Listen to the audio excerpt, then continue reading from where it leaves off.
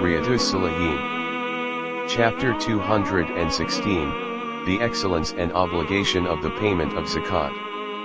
Allah, the Exalted, says, establish prayer, pay alms tax, Zakat, Quran chapter 2 verse 43. Even though they were only commanded to worship Allah alone with sincere devotion to Him in all uprightness, establish prayer, and pay alms tax. That is the upright way. Quran chapter 98 verse 5. Take from their wealth, O Prophet, charity to purify and bless them. Quran chapter 9 verse 103.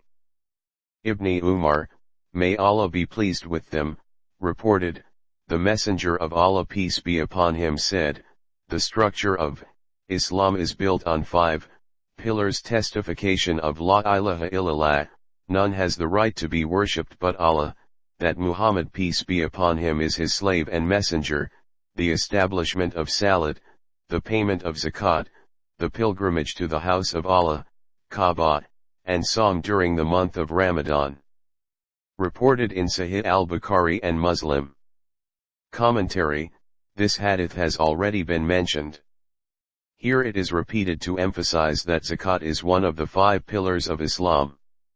Every Muslim who has 52.5 tola, a tola is about 12 grams, silver or cash equivalent to it in excess of his need, and a year has passed since its possession is liable to pay it.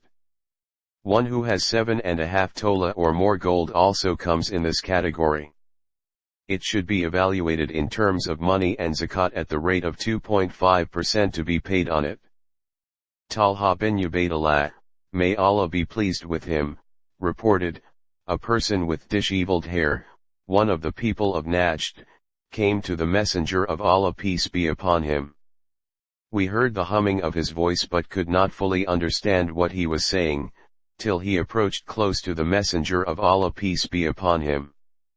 Then I came to know that he was asking about Islam. The Messenger of Allah peace be upon him said, there are 5, obligatory, salat during the day and the night. He said, am I obliged to perform any other, salat, besides these? The Messenger of Allah peace be upon him said, no, but whatever you observe voluntarily. He peace be upon him added, there is the Sawm of Ramadan. The inquirer asked, am I obliged to do anything besides this? The Messenger of Allah peace be upon him said, no, but whatever you do out of your own free will. You may observe voluntary fasting. And the Messenger of Allah peace be upon him told him about the Zakat, obligatory charity. The inquirer asked, am I obliged to pay anything besides this? The Messenger of Allah peace be upon him said, no, but whatever you pay voluntarily out of your own free will. That man turned back saying, by Allah, I will neither make any addition to this nor will I decrease anything from it. Upon hearing this, the Messenger of Allah peace be upon him remarked, he is successful if he proves truthful to what he is saying. Reported in Sahih al-Bukhari and Muslim. Commentary: this hadith highlights the following 3 points. 1. The status of some of the important obligations and voluntary prayers. 2. By mentioning practice with the precepts, it has made the fact evident that the two are inseparable. 3.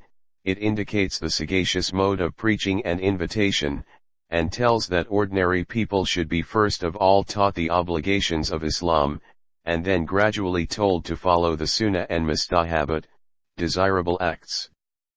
Ibn Abbas, may Allah be pleased with them, reported, the Prophet peace be upon him appointed Mu'ad, may Allah be pleased with him, as governor of Yemen, and at the time of his departure, he instructed him thus, first of all, call the people to testify La ilaha illallah, there is no true God except Allah, and that I, Muhammad, am the messenger of Allah, and if they accept this declaration of faith, then tell them that Allah has enjoined upon them 5 salat during the day and night, and if they obey you, Tell them that Allah has made the payment of zakat obligatory upon them. It should be collected from their rich and distributed among their poor. Reported in Sahih al-Bukhari and Muslim. Commentary: this hadith has already been mentioned. Here it is repeated to emphasize the importance of zakat. We learn from it that zakat is collected from the affluent of the locality, and distributed among the poor of that very locality.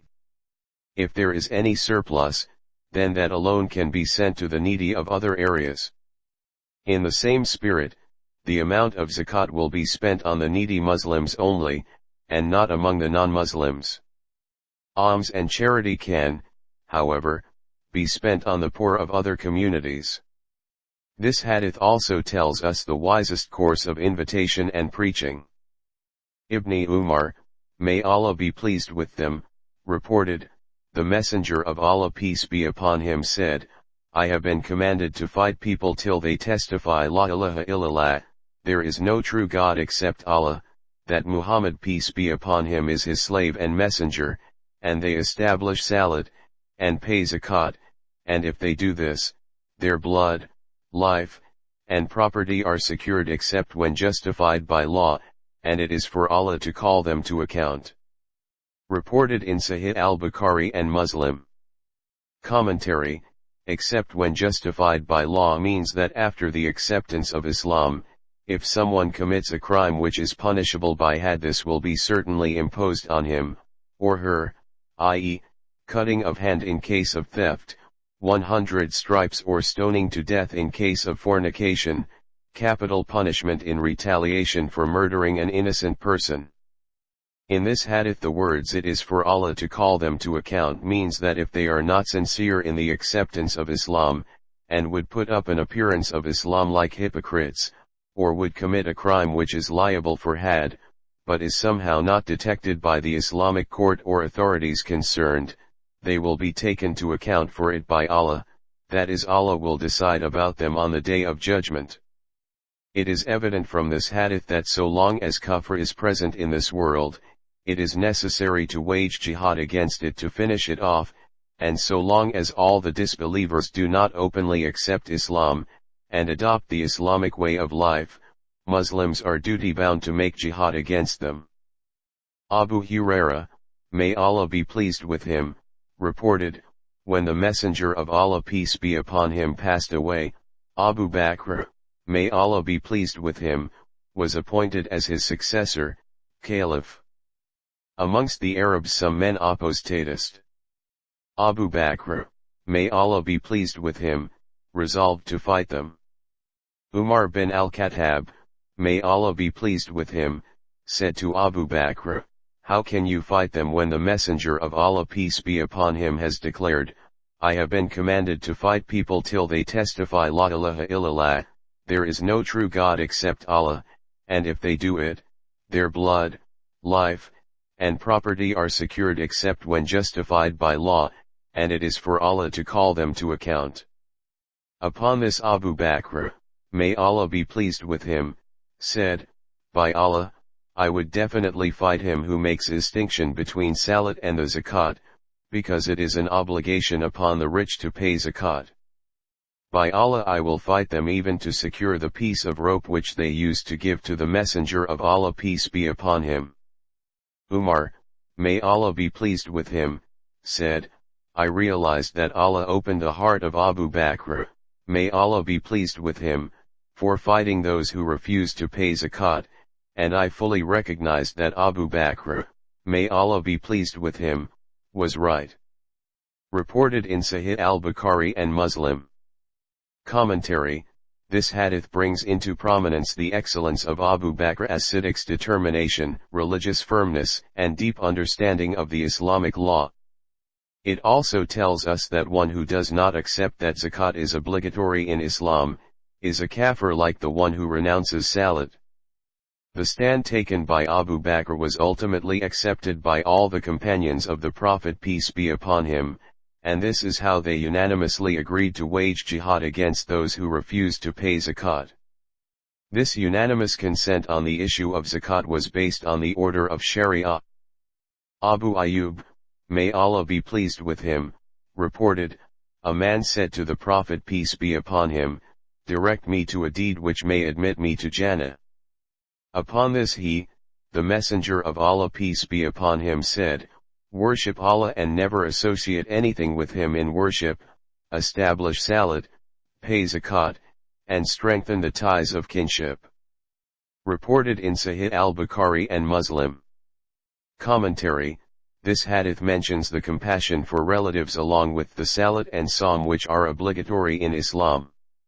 It indicates the importance of compassion for relation in Islam. The term strengthen the ties of kinship implies nice treatment of one's relatives regardless of circumstances, maintenance of contact with them, and fulfillment of the requirements of relationship with them. Abu Huraira, may Allah be pleased with him, reported, a Bedouin came to the Prophet peace be upon him and said, O Messenger of Allah, direct me to a deed by which I may be entitled to enter Jannah.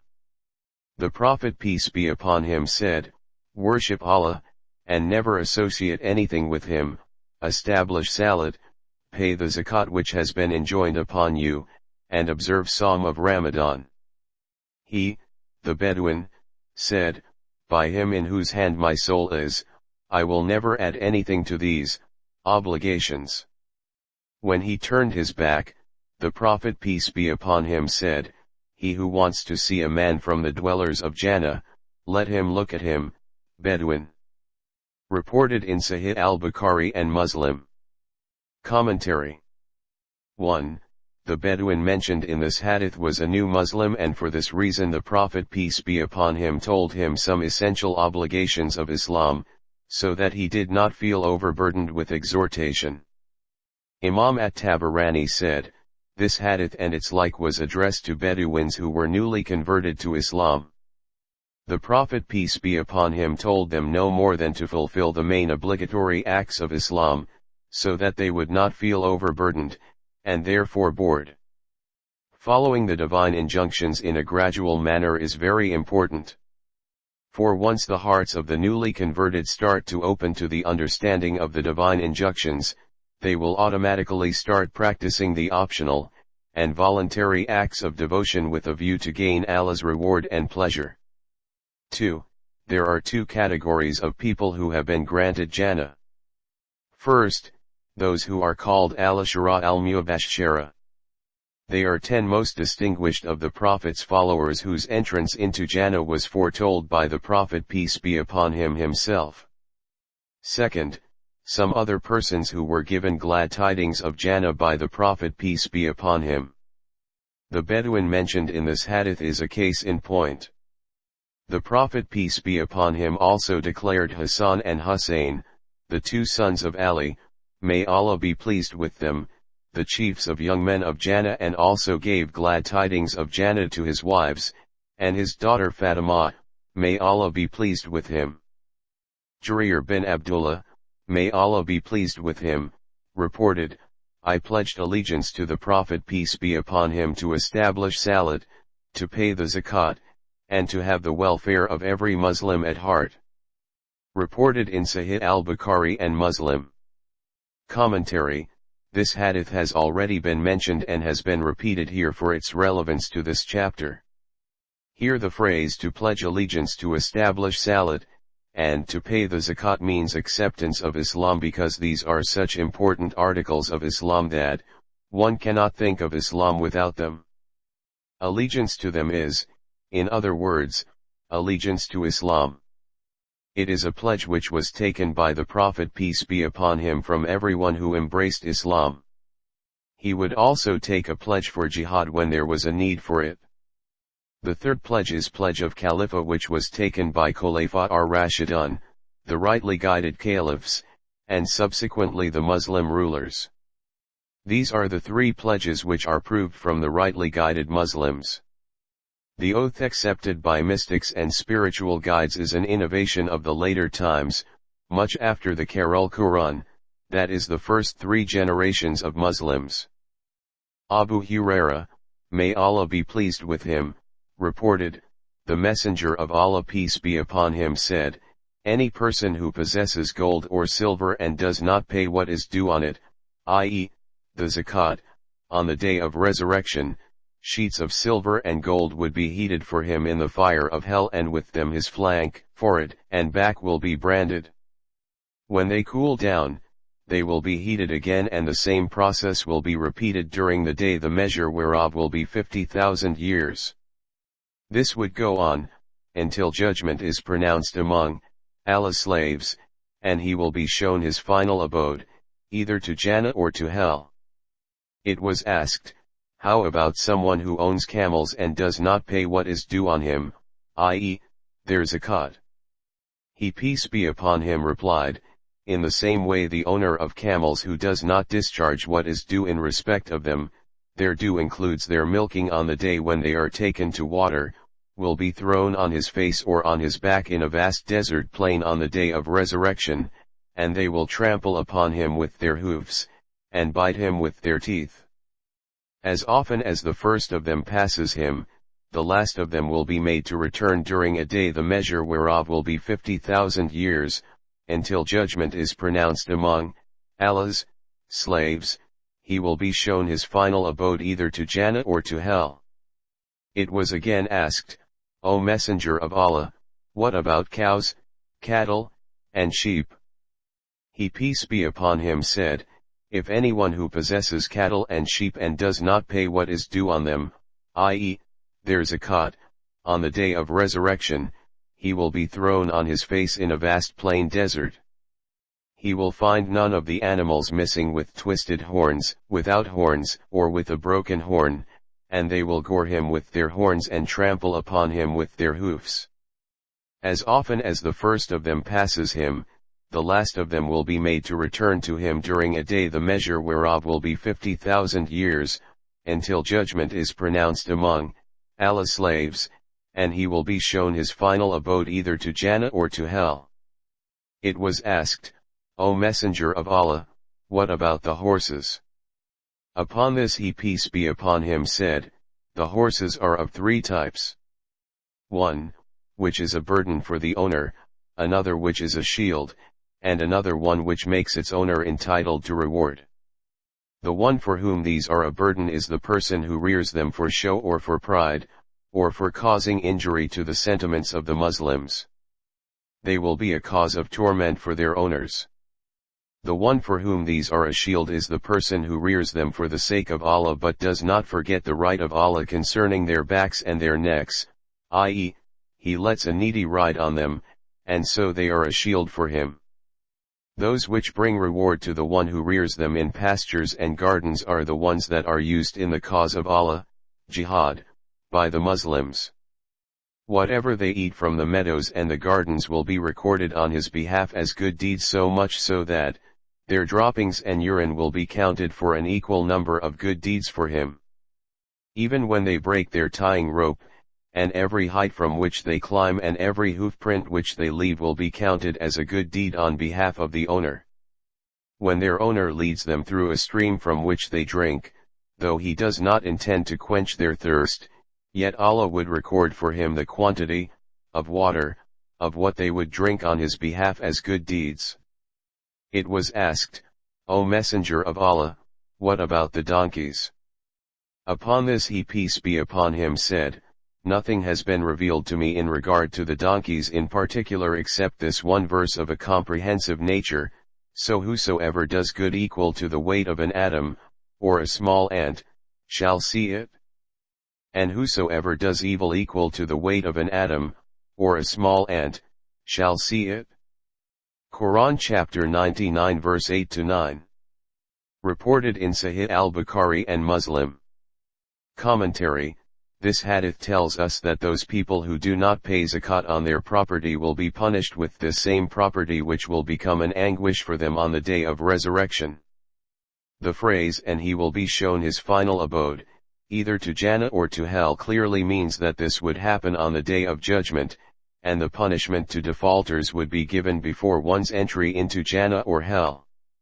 If Almighty Allah will consider this punishment sufficient for a Muslim, he will send him to Jannah, otherwise he will consign him to hell. In case he is a Muslim, he will be ultimately sent to Jannah, after suffering the punishment in hell, otherwise, he will be sent to hell, where he will live forever. The phrase "as often as the first of them passes him, the last of them will be made to return" means that the process will be repeated again and again. Some people say that there is some alteration in the wording of this hadith. According to them, the correct wording is, "when the first camel will have passed, the last in the line will be returned on him." This wording makes the text more orderly and evident, and this is how it occurs in some of the narrations. Allah knows the truth. In this hadith the words "fi sabilillah," for the sake of Allah, or in the cause of Allah, have been repeated twice in connection with horses. In the first instance these words are used for noble intention. That is, to fulfill humanly needs with it so that one does not have to beg them from others. In the second instance these words stand for jihad. That is, one breeds horses to make use of them in jihad. The breeding of horses with this intention is eligible to reward, while in the former case is a means of covering one's poverty. يا حبيب سلام عليك صلوات الله عليك